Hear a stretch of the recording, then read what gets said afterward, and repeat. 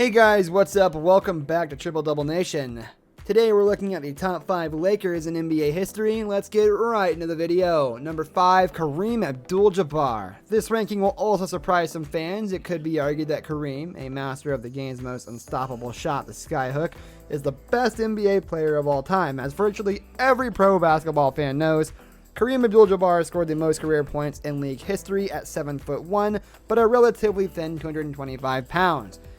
He relied more on his agility and finesse than on raw power. He possessed the number 1 scoring weapon ever seen in the NBA, the unstoppable skyhook. Like Wilt before him and Shaq later on, Kareem did not immediately bring a title to LA, but beginning in 1980, the Lakers experienced their greatest sustained period of success, and the big man in the middle was a large reason why. Over the next 12 seasons, LA made 9 trips to the finals and won 5 titles, including their first victory over the rival Celtics in 1985, when the big fella was named Finals MVP. Kareem played 14 seasons with the Lakers and averaged over 20 points per game in his first 11 before finally slowing down a bit at the age of 39 for the 1986 and 87 season. But even that year, he raised his game back up in the playoffs to help LA defeat Boston in the finals once more, and did so again the following year when they became repeat champions against Detroit. With the Lakers, he was a 13-time All-Star who was 6th in PPG, 3rd in total points, 12th in RPG, 18th in APG, and 2nd in games played. He was also 3rd in both postseason points and games played, and 6th in playoff PPG. In addition to that Finals MVP, he also won 3 regular season MVPs with the team. Number 4, Elgin Baylor. It's possible that Elgin was the most overlooked, underrated superstar of all time, but when his statue was unveiled at Staples Center in 2018, his accomplishments were deservedly recognized. Readers who were too young to see him in action missed watching a very special player. Unfortunately, he played at a time when few NBA games were televised, and there is limited video of him in action to be seen. Baylor was a mid-air acrobat who did things nobody else was doing. He seemed to have an ability to hang on the air longer than anybody else and was agile enough to maneuver his body in ways never seen before. Elgin mastered every shot you could imagine, and several that nobody could. From seemingly impossible angles, a direct line can be drawn from him to Connie Hawkins, to Dr. J, to Michael Jordan, and Kobe Bryant, who admitted that he stole moves from Baylor.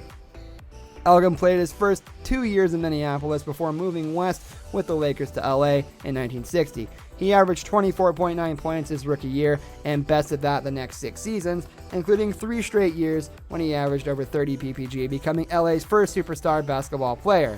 Following a knee injury that would plague him the rest of his career, he dropped to only 16.6 points in 1965 and 66, but then had 4 straight years of 24 or more PPG. In 1962, Baylor set a finals record that still stands today when he scored 61 points against the Celtics. He also scored 71 points in a regular season game against the Knicks, a Lakers record that Bryant broke when he scored 81 in 2006. Only 3 other players, Chamberlain 5 times, David Thompson, and David Robinson, have ever scored more than 70 points in a game. Elgin also ranks 1st in Lakers PPG, so there's that too. Number 3, Jerry West. Zeke was the best combo guard the NBA has ever seen, switching seamlessly depending on who his backcourt mate was. The Minneapolis Lakers drafted Jerry number 2 in the 1960 draft behind the fabulous Oscar Robertson, but the team moved to LA shortly thereafter, so Jerry played his entire 14-year career in the city of the Angels. Mr. Clutch excelled at every aspect of the game. He's probably best known as a shooter and was one of the finest in league history, displaying such flawless form that his likeness is used for the NBA logo.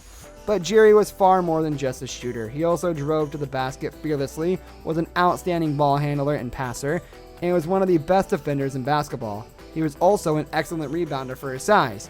The playoffs unfortunately caused him the most grief, as his Laker teams were only able to capture the crown once in 1972.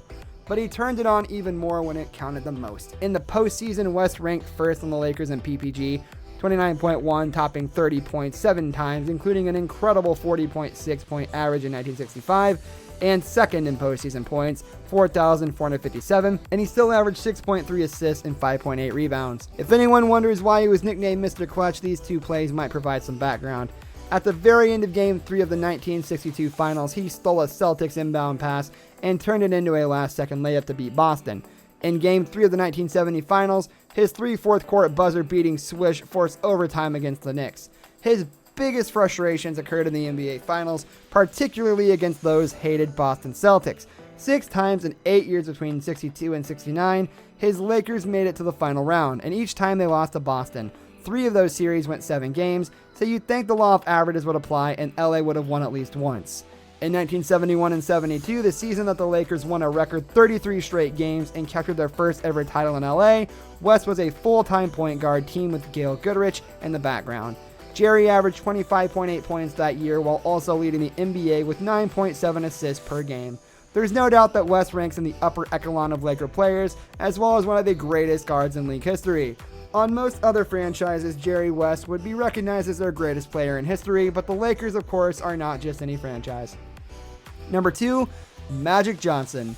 During Magic's first 5 seasons, his free throw percentage ranged from 76 to 81%, good, but not great.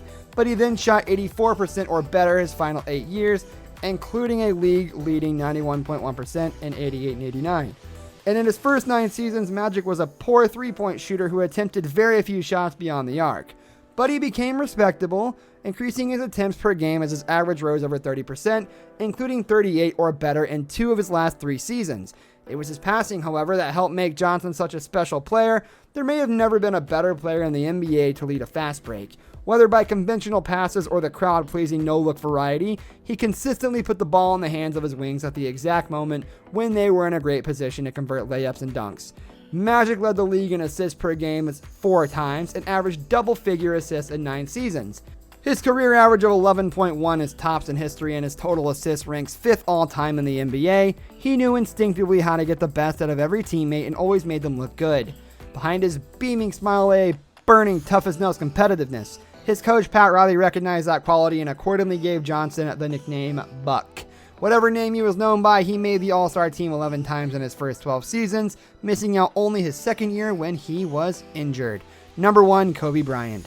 From the time prior to the 1996 draft when West was blown away by Kobe's workout for the Lakers to the night in 2017 when the Lakers retired Bryant's jerseys at Staples Center and Magic called him the greatest to wear the purple and gold, Kobe Bryant was magnificent. Beyond Kobe's tremendous ability to put the ball in the basket, there was also his warrior mentality. He drove his team to the highest possible heights. Bryant had what Lakers announcer John Ireland called a flair for the dramatic. He had a well-deserved reputation as one of the all-time best clutch players down the stretch of a game when his team needed him the most, often against the league's best defenders. Among those he burned at the buzzer were Portland's Scottie Pippen and Ruben Patterson, San Antonio's Bruce Bowen, Sacramento's Doug Christie, Phoenix's Jason Kidd, Miami's Dwayne Wade, and Cleveland's LeBron James. Bryant was voted into the Hall of Fame in his first year of eligibility. The Lakers retired both of his jerseys, number 8 and 24, in 2017, and Lakers owner Jeannie Buss has indicated to nobody's surprise that a statue in Kobe's honor will be erected outside Staples Center in the not-too-distant future. All are fitting honors to one of the best players in NBA history, whose untimely death in 2020 is still mourned by basketball fans worldwide. Alright guys, thanks so much for watching this video. Comment which Laker you think we should have included on this list. See you guys next time. Have a great day.